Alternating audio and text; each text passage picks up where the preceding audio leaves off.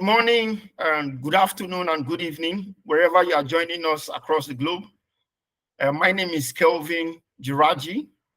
This is the AfriDes Podcast, your gateway into the African digital economy landscape. Today, we'll be talking with Mr. Rafael Biemmi. Mr. Rafael Biemmi is a digital transformation expert. Of course, we'll be sharing on the topic digital transformation, compliance, risk management, innovation, culture, the lessons from South America. Hello, Mr. Rafael. How are you doing?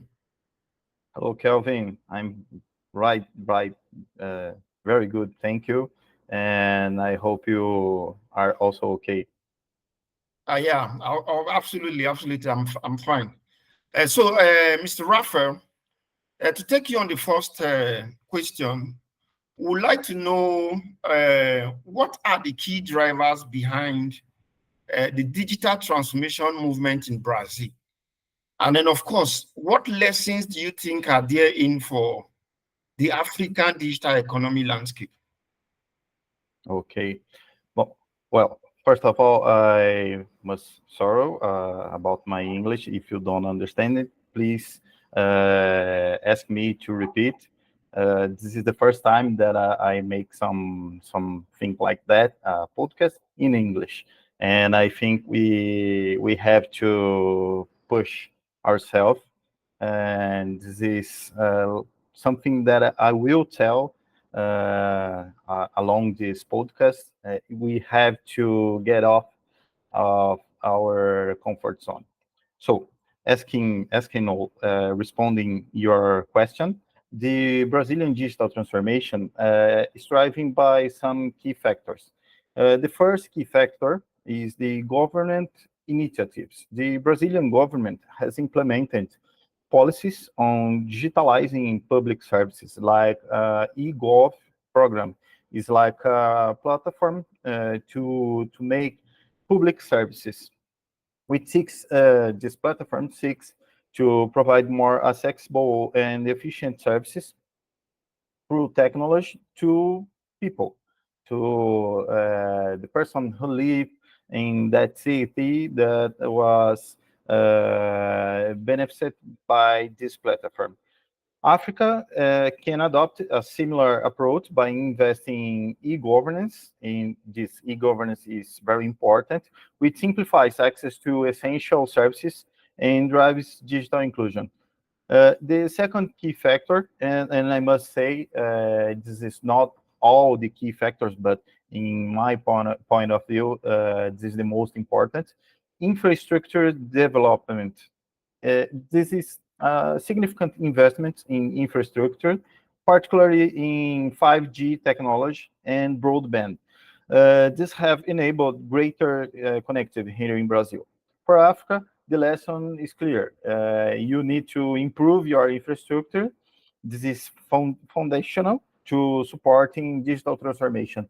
And the fact that we are here, you in Africa and I here in South America, talking right now with time zone differently and without the need to be in front of one of each other.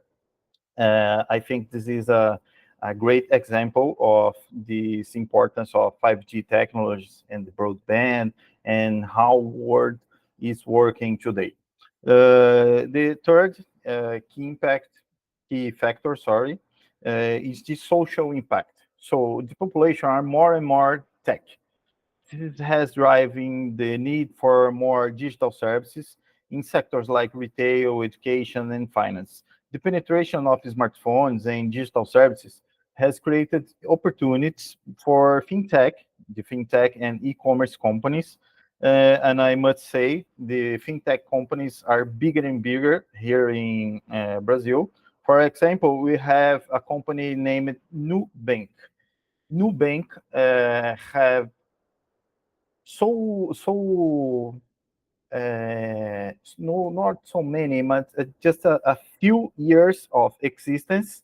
And nowadays, Nubank is bigger than the oldest banks here in Brazil, if you know what I mean.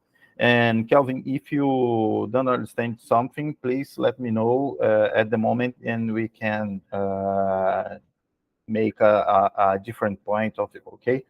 So on the last demonstratives, has become the bigger Brazilian bank. This is Nubank.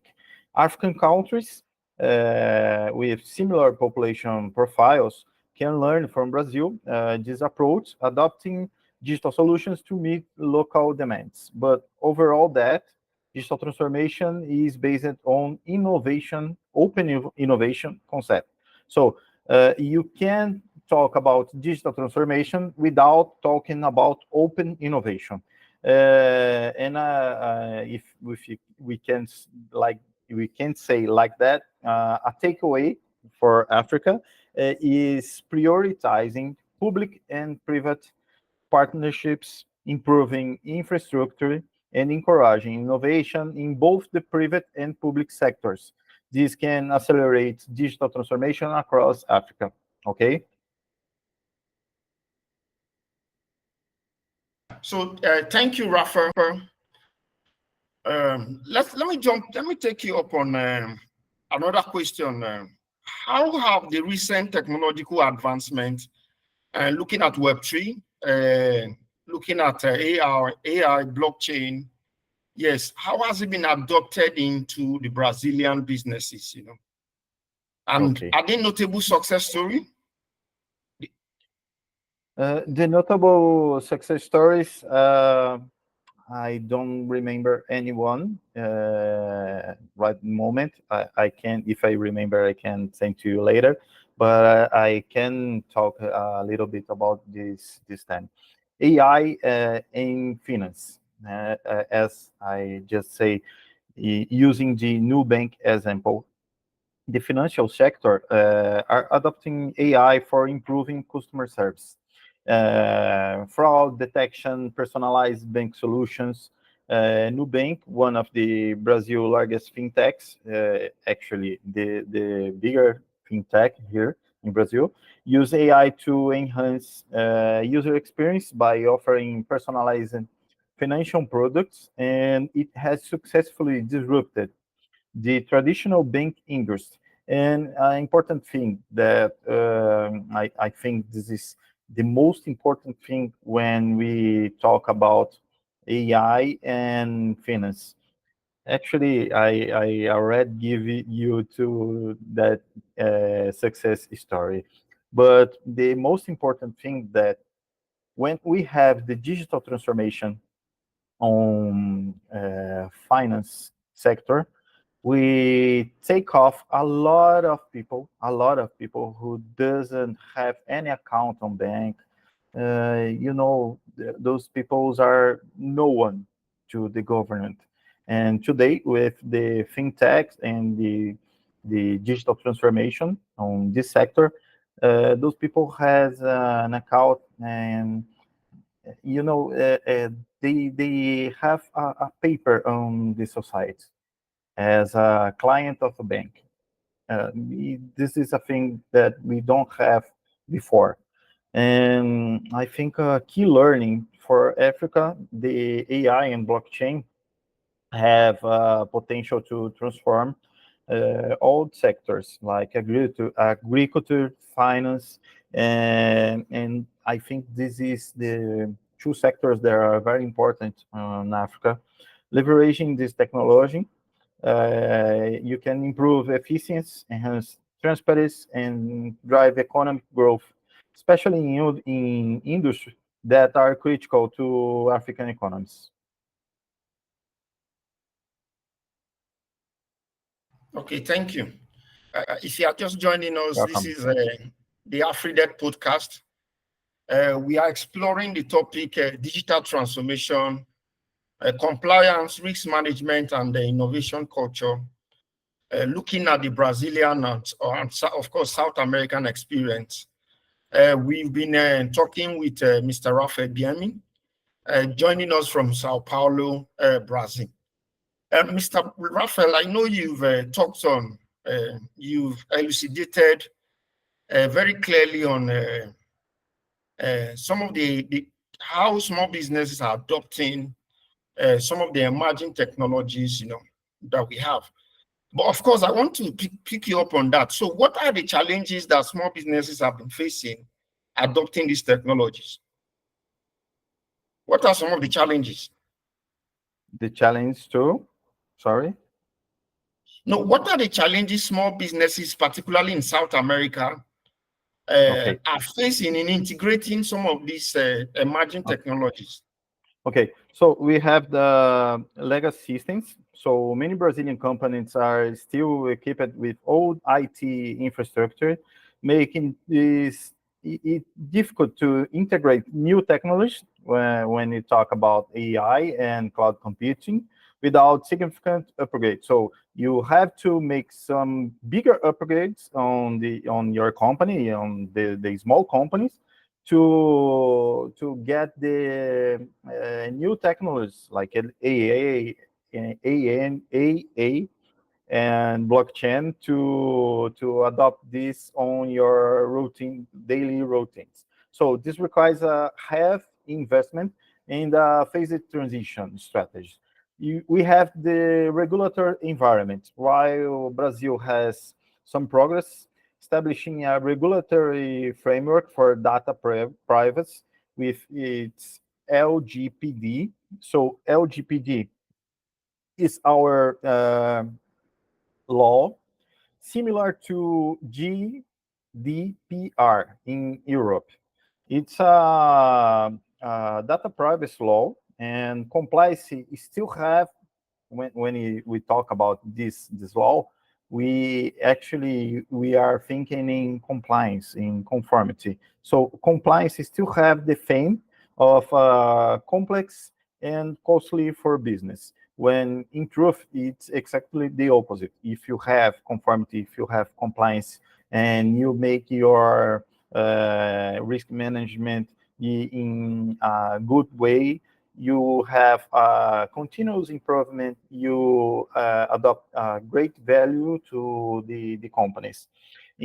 So navigating these regulations while integrating new technologies can be a barrier, especially for medium and small companies. The great companies, I think they don't have so many problems with that, but the medium and small companies for sure. Cultural resistance to change. So talking about open innovation and risk compliance and all that involves cultural issues can bring resistance to adopting the new, if you know what I mean. So digital transformation requires a cultural shift that can be supported by the open innovation concept, agile methodology, and especially based on the concept that continuous monitoring. And I have no doubt you have someone specialized, you have to have someone, a person, a professional specialized on change management. And Camila will love this because she is a manager on this area, and she knows a lot of this theme. So you will enhance your success probabilities. So the lesson for Africa, when you talk about the small and medium companies, this challenge resonate with African business, especially in terms of systems and the skills gap.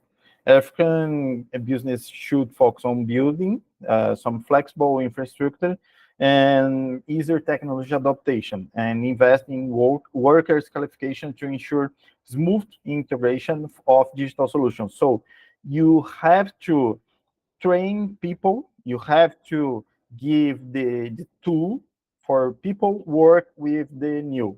If you don't train, if you don't construct a solid culture of innovation, continuous improvement, and I think the most important thing is you have to give some power to people, you know.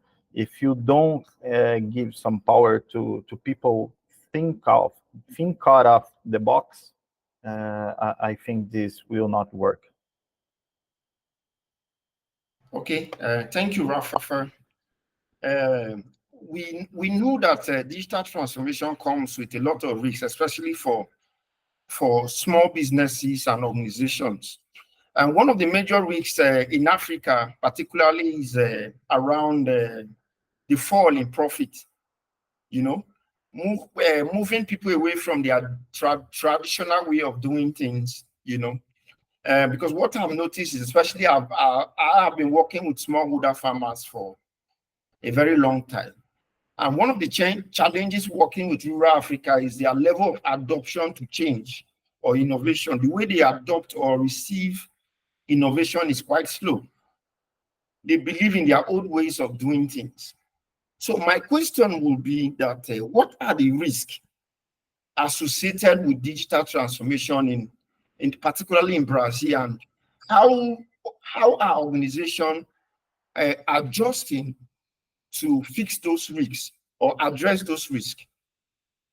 Okay, so as I say to you, this is a theme, and unfortunately, I could not profound in this theme, but cybersecurity threats. It's I think this is the major risk, and it's known by everyone. So companies move to digital platforms, they become more vulnerable to cyber attacks, and Brazilian businesses are mitigating those risks. These risks, adopting comprehensive cybersecurity frameworks such as ISO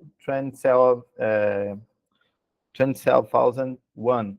This is, I think, the mainly framework international know it, and is conducting to regular security audits, investing in AI powered security tools. So we have this is my area, data privacy and compliance, with the introduction here in Brazil of the LGPD, that law that talks about data privacy. Companies must know, must now being in compliance with data protection standards. So this has forced business to rethink how they handle customer data and ensure compliance by employing data protection officers and adopting robust data governance frameworks. And this is important concept here in the privacy by design. You know, when you start a process, when you plan your process since the beginning, thinking about conformity, thinking about how you can assure the data privacy, you certainly will have a strong process and higher probability of success. Disruption of business operation. So when you implementing new technologies, you can disrupt existing workflows and leading to temporary productive losses. So this is something connected to change management, to that resistance of change and to manage this, many organizations here in Brazil adopt a phased approach to implementation. Starts with pilot projects before scaling up. This process is likely the agile concepts. You plan small deliveries and take minimum risks and being in contact with your clients all the time. So that way you can ensure that your client expectations are being connected, are being delivered. And if you get something wrong, if you get a problem in the middle of process, your risk is too small and you can fix it in a quick way. So the lessons for Africa that I can tell you here in this topic, business on Africa should focus on building robust cybersecurity strategies and adopting global standards in data protection. The phased implementation of digital technologies and pilot testing can be minimize disruption while ensuring success. And to finish this topic, I will find someone to you specialized on cybersecurity, and maybe you can schedule another podcast with this person, or maybe this person can be a speaker on the near event that we are planning to São Paulo in October. Okay. Thank you, Mr. Rafael. Let's move now to explore risk mitigation and, of course, risk management.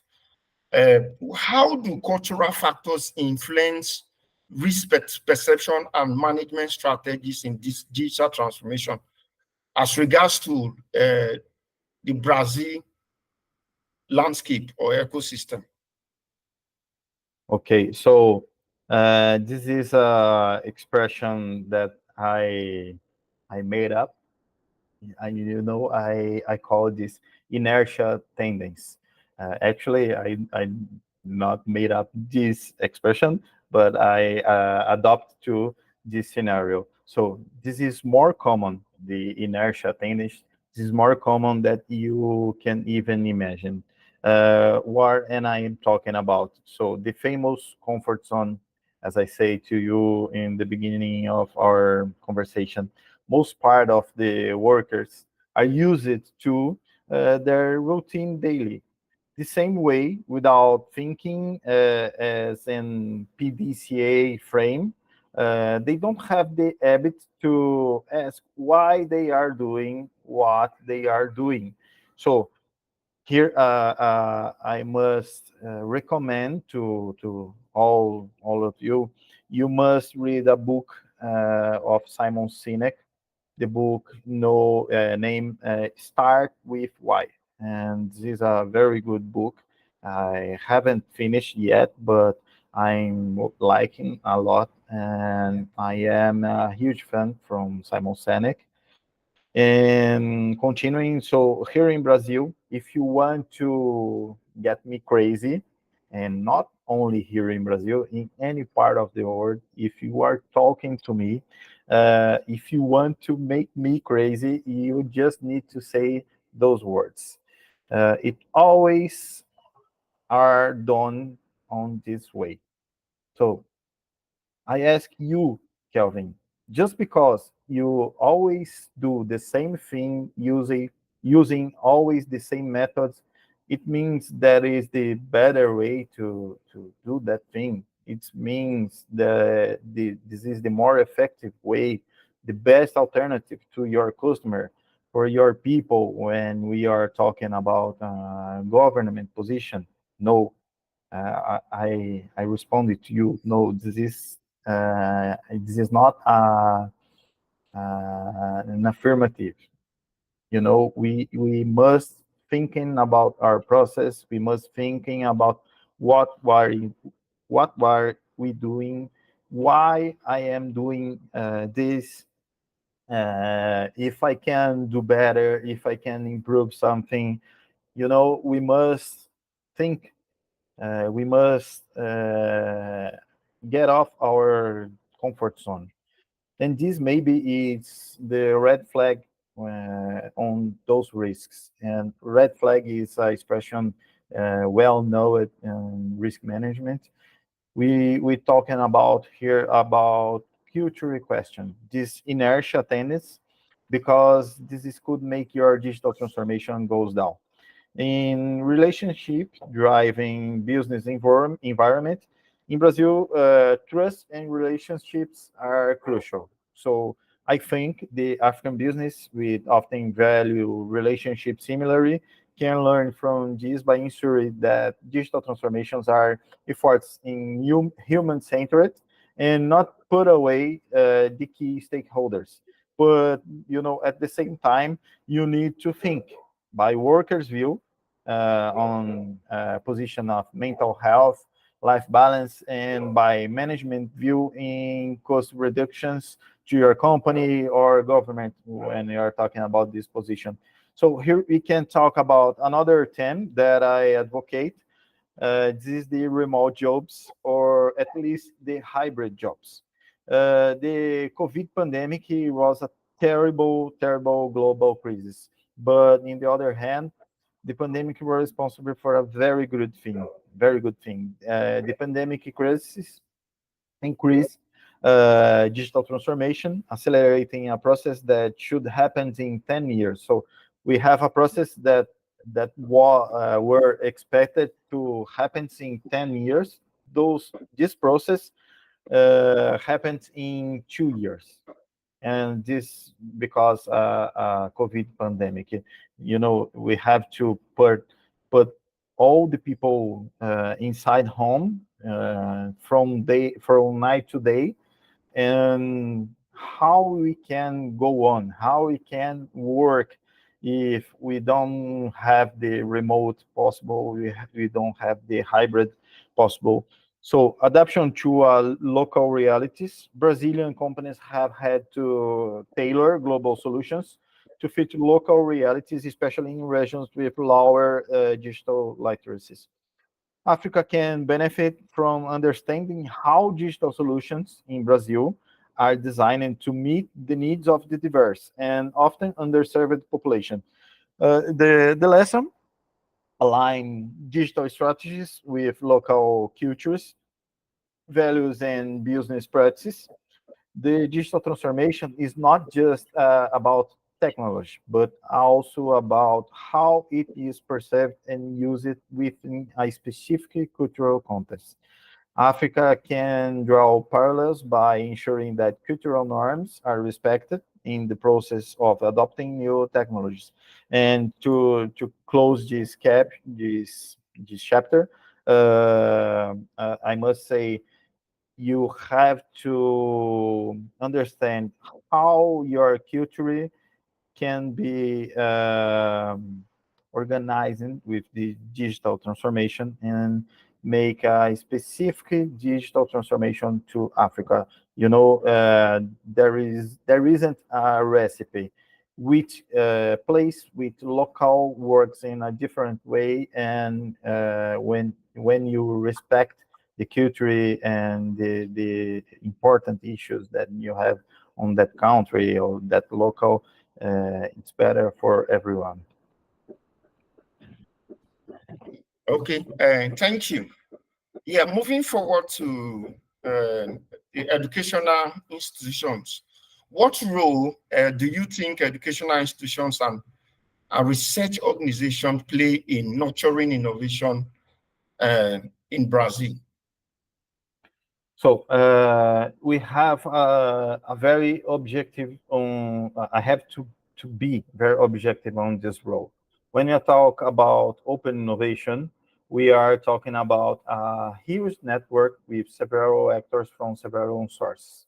So say that we need to approach the academy, and the academy, I mean the educational institutions, sorry, the research organizations, startup ecosystems, public and private companies, and certainly the government. Only this way we will have consistent results. Responding your question, academy, the educational institutions and research have a an fundamental role because they have time to think, time to design, time to improve, rethink, redesign, and do that many times, using problems complexity that may exist in companies being public or private cannot solve. So I will use an example. You have in one hand, you have the private company, in the other hand, you have the academic. So the academy, sorry, how this works, how we can get the best thing of all of them. The company have a problem, have an issue to solve, and the company doesn't have time, doesn't have time to think, time to make some mistakes, time to incur in some risks, because the company have goals, the company have an objective. So the academy have time, the academy have lower uh, how is the expression? I will remember just a minute. Uh, you know, I I forget the word, but I will tell to you in a minute. The labor, the academy has cheaper labor that are the students. So the students can design, can improve, can think, rethink, redesign, and solve this problem. And they have time. So we can enjoy and use the best of those two actors on this ecosystem. And I think this is the beauty in how the academy and research organizations can help on this scenario.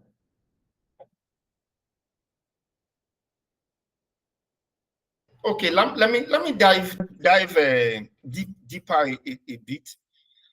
How is the internet penetration in Brazil? Internet connectivity, you know. At the moment, what percentage of the total population have access to internet?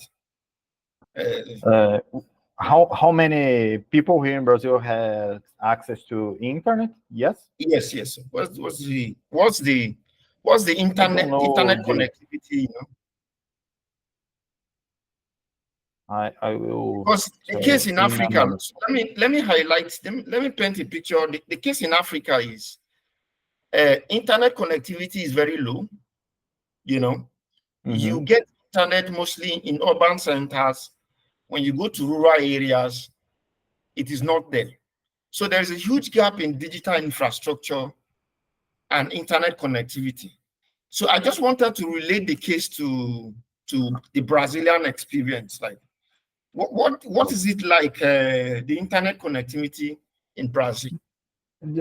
I can talk for whole the country because Brazil is intercontinental country.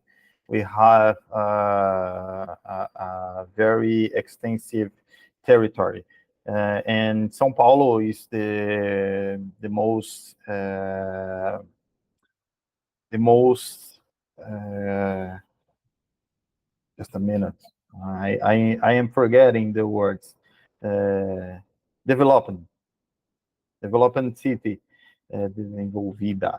This is developed city here in Brazil. And here in São Paulo, I think the major part of society has access to internet. I make research on Google, and what can I say to you? Here in Brazil, this is data from Google. 92% of the Brazilian who has a house has the access to internet on last year, and this is the urban areas. This percentile was 94%. When you go to the rural areas, this percentile down a little. So we have the 81%. But the connective could be better.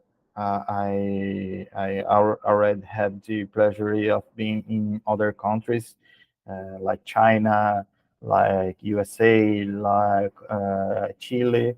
It's our neighbor here in South America, and the connective in those countries are better.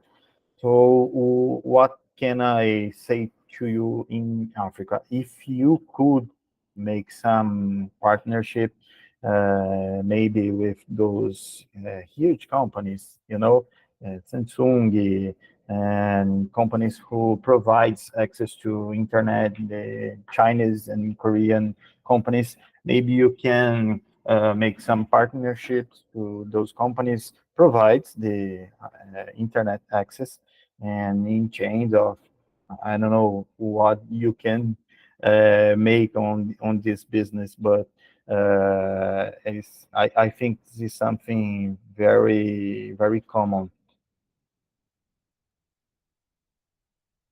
Okay, thank you.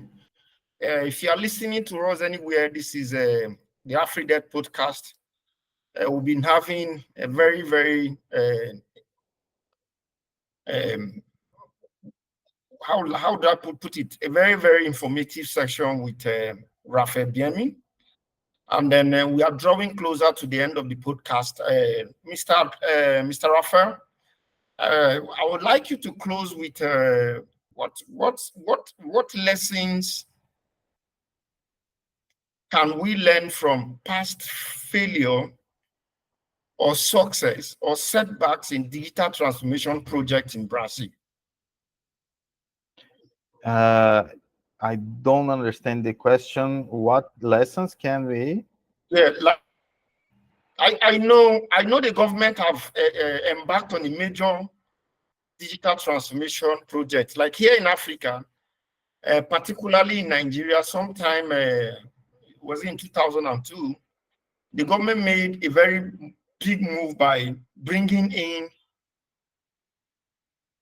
one of the first telecommunication network. Okay. You understand? And then thereby MTN and the likes came in. So it came with a lot of challenges, came with a lot of setbacks, came with a lot of lessons. I don't know what major project have been carried out in Brazil around digital transformation, and what are the lessons learned from some of the challenges around those projects? Here in Brazil, when we talk about these projects involving government and the big telcos company, I don't know if have a specific project, but I think there was a law. This is a Brazilian government initiative that we know, we call this law. Let me see if we have a traduction to English. No, this is not a cool traduction. In Portuguese, we say marco legal. So this is I start. This is a beginning from. So it's a marco legal from startups. Então, it's a beginning for startups. When we start the regulation, and the government are supporting the relationships between startups and the big companies. This increases and accelerates the project, the digital transformation here in Brazil.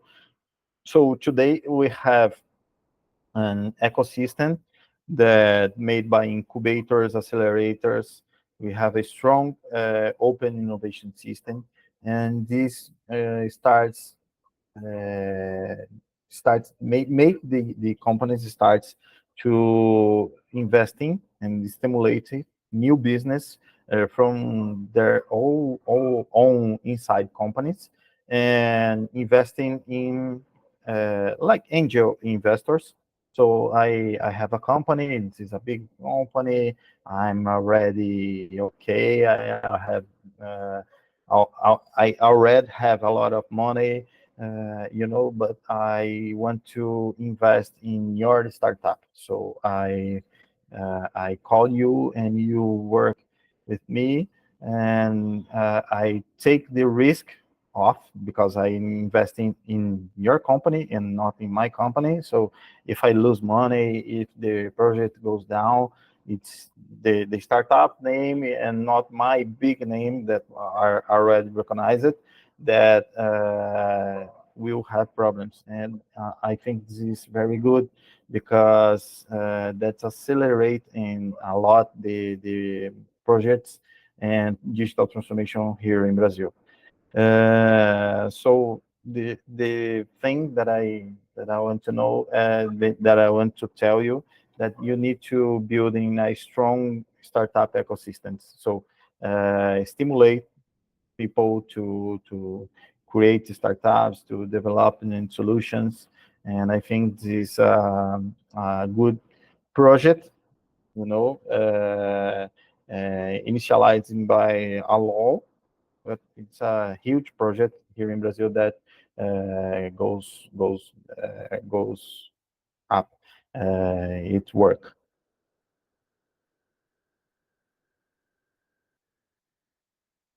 Thank you.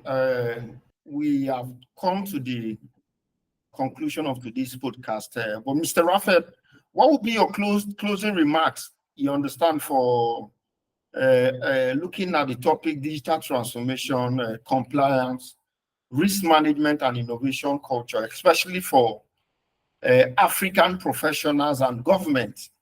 What would be your closing remarks as regards this topic for both professionals like myself and the government of Africa?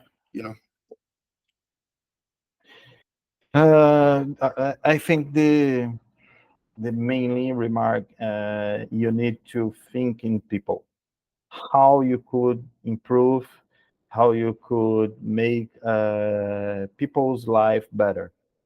It I don't know if you know, but here in Brazil, I am a public employee.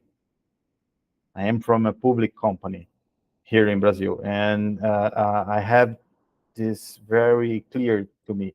When I go to my work, I need to think, and I need to expand my horizon to pursue new challenges, to pursue new methods to do that thing that I do the same way every day, and why I am doing this.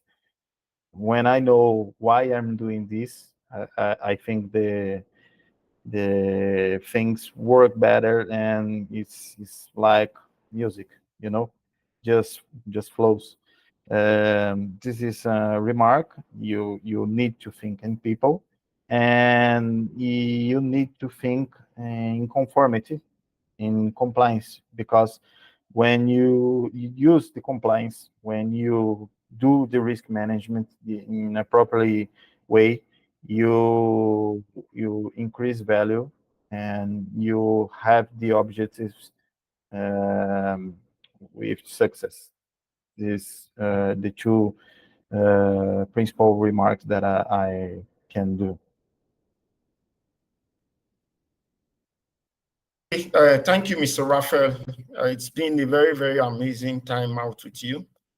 And looking forward to continuing this conversation in Sao Paulo from Sure. October 27th to 31st.